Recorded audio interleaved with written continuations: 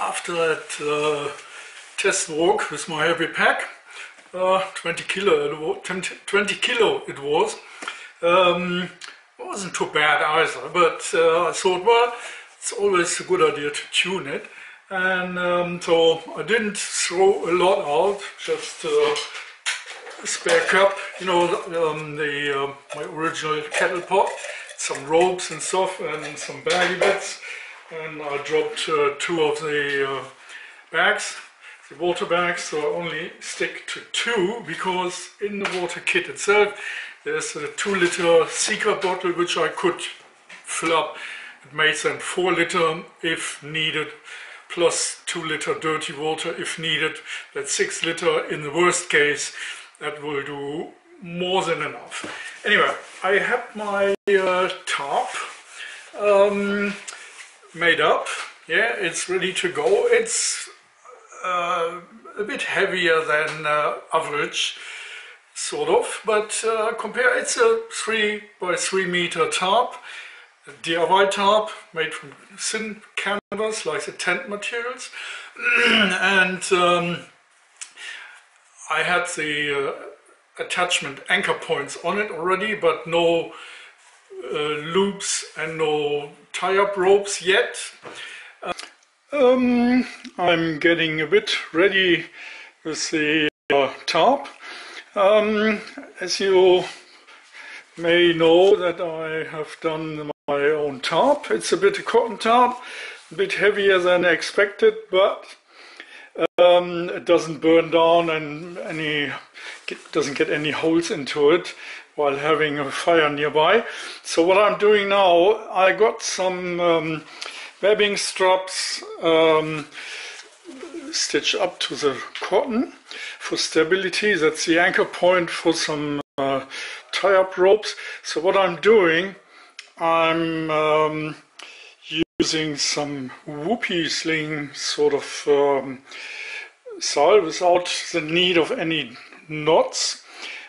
Just some endless loops which I'm just wrap up to the strapping, the webbing, and after that actually the tie-up ropes getting attached to it to type. So all these parts are easily to replace, and they are ultra lightweight. You can't get anything lighter than this one. These are the Dyneema. I just made a whole bunch of things up, and I'm gonna tie this up to the loops. Imagine there are lots of webbing anchor points on the tarp. That's the 3 by 3 meter tarp. Just to wrap it up. So what I'm doing, I'm feeding the endless loop. Make sure this is a bit straight. The narrow end, see there, the thicker end, that's double looped into itself. So I take the smaller one, to get in there, and wrap this around the center of the wider one, around twice. It's a bit tricky to do it the first time, but so I stitch that in there, around there, and then wiggle it to the center, sort of. Make sure this is neat and nice, and once this is done, I got a really nice anchor point for any rope, or even I can put a stack right in here, and this doesn't fray out because it's a really tough material, so it doesn't wear my webbing out because that's the nylon. Yeah, I got a few more anchor points on the inside and the outside, so actually I could feed some other strapping ropes to it to fix. So I got 3 anchor points on each of this webbing edge. So I carry on putting lots in there. I can't remember how many there are, but they're quite a bit. So at last, we're working on a ridgeline, 2 last straps. There will be the most tension on there. So what I'm using to tie this actually then up to a tree, there are 2 Whoopie slings. Just feed them onto the main endless loop. Just feed that through and pull that tight. And that's basically, so I got the ridge line on both ends here. And yeah, that's it. That's basically all it is. Lots of loops on each attachment, and so it may looks a bit a mess, but it's well laid out. So what I do next to the Whoopie sling is just the sling. I attach some this Dyneema straps I'm using as tree hugger. So using the or making use of the what is it, marlin hitch, and so that's all I need for the tarp to set up. Yeah, a few more tie-up ropes, long ropes. That can be cheap ones, just some nylon ones, or any. Maybe I make some more Dyneema up. Probably I will. Actually, I got some. Yes, I got some already made up like this. They're about 4 meters each, and yeah, they were meant for the corners. 2 for each corner and 2 in the middle on the side. That will do. And yeah, almost ready to go. That's what I have done today. So I only got a bit left to put on if needed. So I got all the loops made up. Yeah, even the tie-up ropes, they are tucked in there. Yeah. So I know this is maybe people saying, why don't you take just a nylon tarp? Yeah, I got a 3x3 meter ultralight DD-Hammock tarp as well, matching the hammock. Yeah, but it's noisy. It doesn't provide any. Well, it heats up underneath if you are in the sun. Yeah, while the canvas actually works a bit, cools down a bit.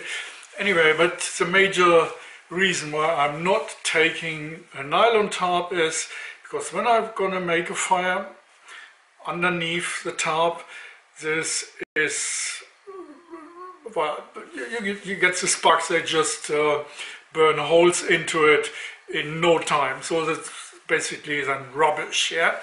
And but this doesn't happen with the canvas tarp. Yeah, that's why I'm using that one. Additionally to that, the it stabilizes the rucksack back, like a back plate, yeah, to keep the rucksack sort of straight, to make it, well, it's just easier to carry or more comfortable to carry. Yeah, that's a bit. I making a setup video about this one, and you will see later on. Alright, that's for now. Sunday's over. Well, just took some of the bits out of my pack, not really a lot, and didn't really make up quite any lots of weight, but bulk. Yeah, like nylon ropes, and took another bottle out. I reduced one pot. I'm only using now one pot and the new titanium kettle. A bit some of the bags, but what I wanted to say, because I were on about the tarp, yeah, and I were talking about Whoopie Sling.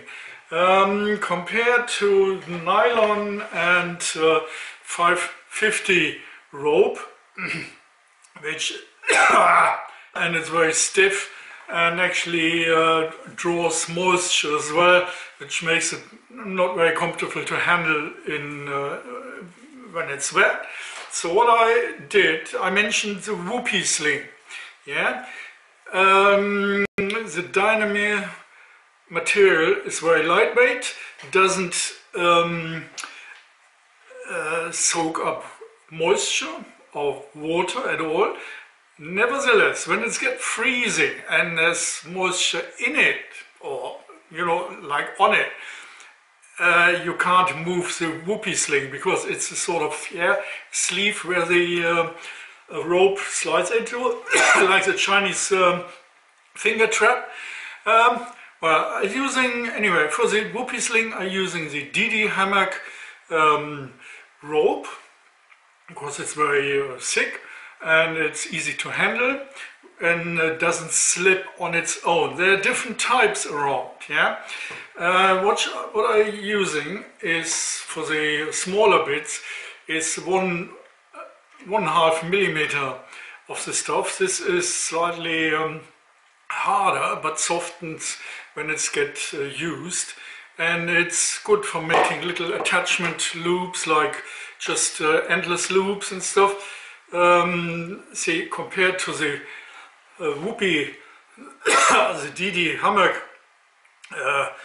rope, it's quite a difference, but it's very nice for making all sorts of very tough materials, because you don't have to knot anything, just feed it through and that's it. So what it is, I'm using fishing.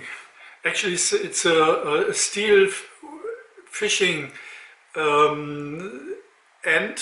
It's for eels and fish. They got sharp teeth. Yeah, it's a steel, very thin, and they got loops on the ends, which makes it very easy to feed through the inner of the Dyneema rope and pull the thread through.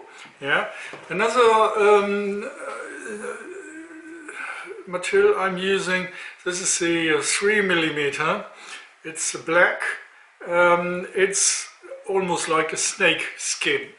Yeah, you can see how it shines. It's but it's the same material than this one and this one, but it's a good size for making all sorts of short attachments and stuff. And I'm using this one as a tree hugger for the tarp. Yeah. Well, just to mention it.